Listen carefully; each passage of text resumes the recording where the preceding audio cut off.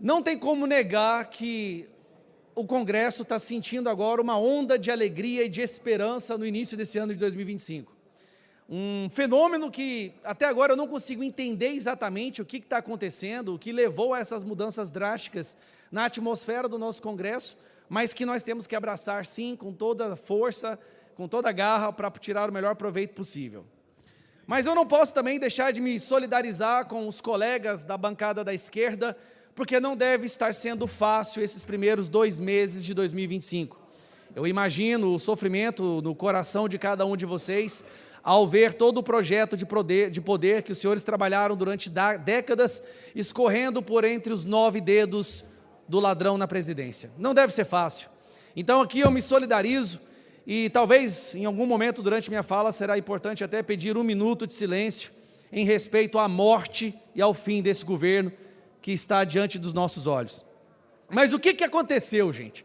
O que levou tudo isso a acontecer? Bom, tudo começou quando a nossa Suprema Corte decidiu descondenar o maior corrupto da história mundial, líder do maior esquema de corrupção que o mundo já viu, e decidiu, contra a vontade do povo, contra a vontade do Brasil, colocá-lo na presidência. O que eles esperavam que iria acontecer?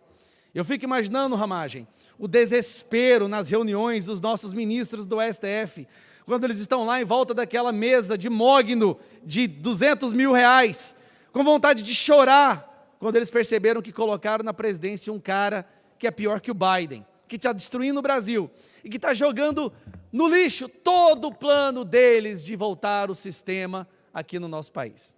Mas vamos lá, alguns fatores que contribuíram para o que está acontecendo, e podem ter certeza, eu acho muito difícil esse governo chegar ao final. Primeiro, nós temos um governo que tem apenas 24% de aprovação, mesmo com a imprensa defendendo ele diariamente. Mesmo com um batalhão de Danielas Limas e Miriam Leitão, esse governo está morto, apenas com 24% de aprovação, o que qualquer um sabe já o torna inelegível. STF tornou o Bolsonaro inelegível, o povo está tornando Lula inelegível. Isso é bom demais falar isso aqui para vocês, mas vamos lá. Primeiro ele vai lá, graças ao Sidônio, eu tenho que abrir uma aspas aqui, cabo, porque nós temos que agradecer o Sidônio. O Sidônio tem sido o craque do mês da oposição. Eu tenho que bater palmas para o nosso querido Sidônio. Obrigado, Sidônio! Sidônio teve a brilhante ideia de colocar o Lula para falar, para viajar o Brasil, para sair por aí falando, se está caro, não compre. Aí eu passo esse recado para meus colegas da esquerda. Se o seu presidente está envergonhando vocês, troque o presidente. Dá tempo. Vamos lá. Depois ele fala que o povo não tem informação para reclamar do preço da gasolina. Ô, Sidônio, te amo, Sidônio. O povo não tem informação. O Lula está falando que o povo reclama da gasolina porque o povo é burro. Se está caro, não compre. Eu acho que o Lula está criando um programa Come Zero.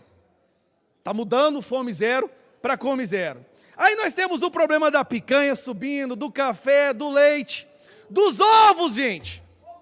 Dos ovos. Aí o Lula vira e fala que o Brasil nunca esteve tão bem quanto está agora. Eu poderia até falar, tão bem meus ovos, mas não dá, porque os ovos estão caros demais. Nem comer ovo o povo está conseguindo mais. Ele falou que ia entrar o grosso. Não falou, pessoal? Ele falou, vai entrar o grosso. Eu só não imaginava que os ovos iam entrar junto.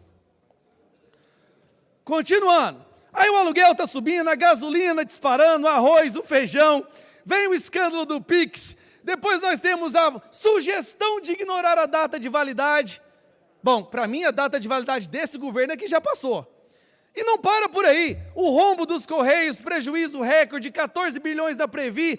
Depois vem a ministra do Lula, gente, e nos dá aquele presente dizendo que déficit não é rombo. Delegado Caveira, déficit não é rombo, tá bom? Prejuízo não é rombo. Meu Deus, gente, aí ontem, numa tentativa desesperada, obrigado Sidônio mais uma vez, numa tentativa desesperada de tentar demonstrar que ele não é completamente rejeitado, ele vai em Angra dos Reis para fazer uma reunião com o pessoal da Petrobras.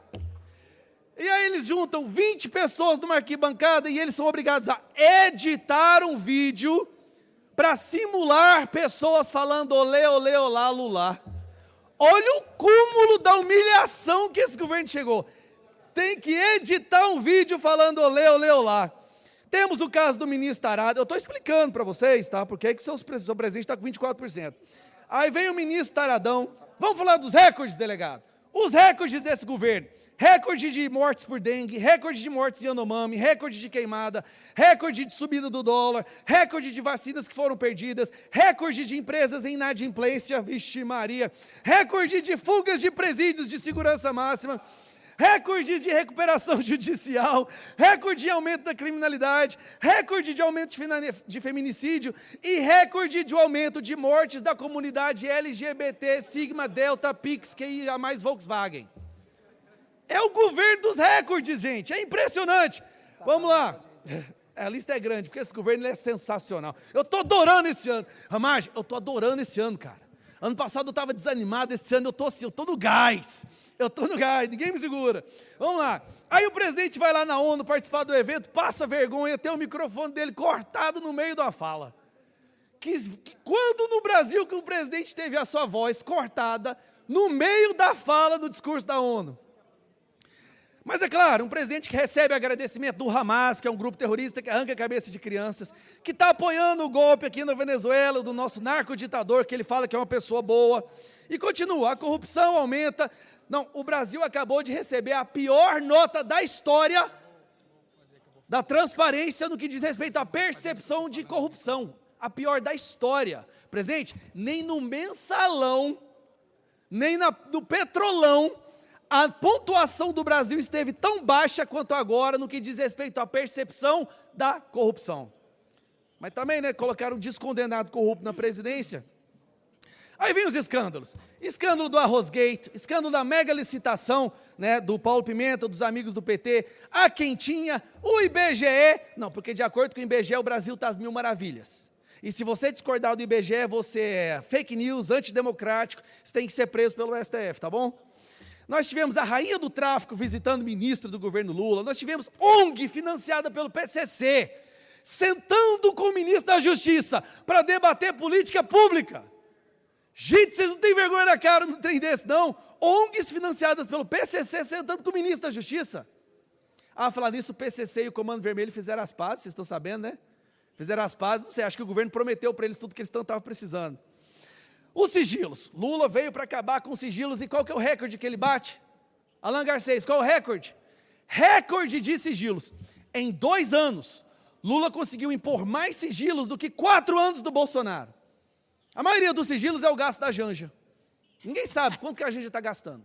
Fizeram um cálculo aí, deu R$4.000 por hora. Por hora. Mas vamos lá, mas ele conseguiu coisas impressionantes para o nosso país. Né? Graças ao uso das emendas, da intimidação. Ele conseguiu colocar o Brasil com o maior imposto do mundo. Bom, qual é a consequência, presidente, de tudo isso que eu acabei de falar? Porque isso vai gerar uma consequência. Não só a rejeição recorde, aprovação baixa, mas também um abandono. E aqui eu peço para a produção colocar uma música triste, porque o Lula está sendo abandonado.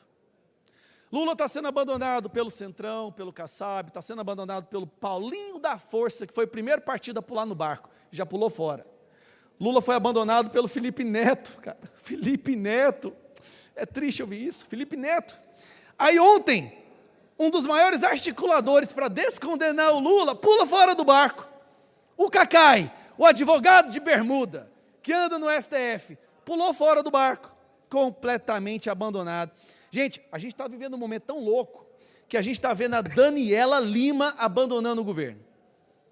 Agora, o dia que a Miriam Leitão pular fora do barco, aí, meus amigos, e vamos ser sinceros, eu tenho dó dos nossos colegas ali do PT, porque eles são obrigados pela hierarquia a subir na tribuna e defender esse governo. Eu entendo, mas os assessores de vocês conversam com os nossos assessores, eles falam o que está acontecendo.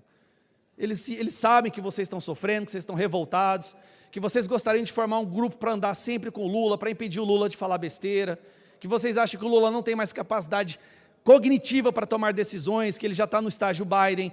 É porque os assessores, tem um negócio que chama rádio corredor, que os assessores conversam uns com os outros. E eu estou com dó da nossa galera do PT. Mas a solução, qual é a solução para Lula para tudo isso? Para entrar na conclusão, presidente. Para tudo que eu falei, picanha, café, gasolina, MST voltando, criminalidade subindo, corrupção, qual é a solução do governo? censurar a população brasileira. É simples. Já que eles não conseguem resolver o problema, vamos criminalizar quem denuncia o problema. A prioridade desse governo, povo brasileiro, você que fez o L, que eu sei que está arrependido, a prioridade do governo não é diminuir o preço da picanha, do café, do arroz, do feijão, do seu aluguel, da gasolina, do diesel, não. A prioridade do governo é perseguir e criminalizar as pessoas que reclamarem disso. Ele quer censurar o Brasil e vai descarregar toda a sua artilharia em forma de emenda, intimidação, cargos, ministérios, para fazer com que esse Congresso aprove isso. E para terminar, hoje nós tivemos uma pesquisa maravilhosa que saiu mostrando que o Bolsonaro ganharia do Lula no primeiro e no segundo turno. Não só isso, a Michele Bolsonaro ganharia do Lula. Eu acho que a situação está tão calamitosa, tão desastrosa no Brasil, que qualquer um aqui da direita que correr contra o Lula ganha. O Lula perde para ele mesmo. Mas a verdade é que o Brasil está sentindo falta do Bolsonaro. E esse é o perigo. Quando essa ditadura do judiciário percebe que a população quer de volta o Bolsonaro, só resta uma coisa para esse pessoal, é prender o maior líder da direita da América Latina. E essa semana o Brasil vai passar por uma das suas maiores vergonhas. Nós estamos aí prestes a ver a denúncia iFood. Aquela denúncia que é pedida sobre encomenda, é escolhido os ingredientes, o período de entrega, se paga mais para que seja acelerado e você consegue acompanhar o trajeto dela até a porta do STF.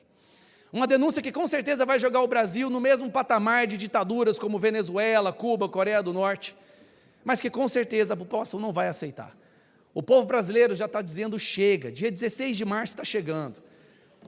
A esquerda, a imprensa vai se assustar com o povo indo para as ruas para pedir mais uma vez a anistia, que vai passar, o Bolsonaro de volta à presidência e de uma vez por todas o fim do lulopetismo no nosso país, que é o maior câncer que assolou gerações dessa nação. Tudo isso, meus amigos, nos primeiros 2 meses de 2025. Então, quando eu falo que esse ano as coisas mudaram, eu só consigo achar uma explicação: interferência divina. O que mudou nesses últimos 2 meses, o declínio desse governo, o desespero dos nossos colegas ali do PT e da esquerda, só tem uma explicação: a interferência divina no nosso país. Por isso eu estou esperançoso, eu acredito que esse ano a gente resgata essa nação. E talvez, como diz, né, Deus escreve certo por linhas tortas. Talvez a linha torta dessa vez foi deixar o Brasil experimentar mais um pouco o que é um governo de esquerda, para que a lição seja aprendida de uma vez por todas e nunca mais se cogite a hipótese de colocar qualquer pessoa que defenda essa ideologia no poder novamente. Então, para concluir, presidente, eu acho mais nada do que respeitoso, né, nós fizermos agora, meus colegas aqui da direita, do PL,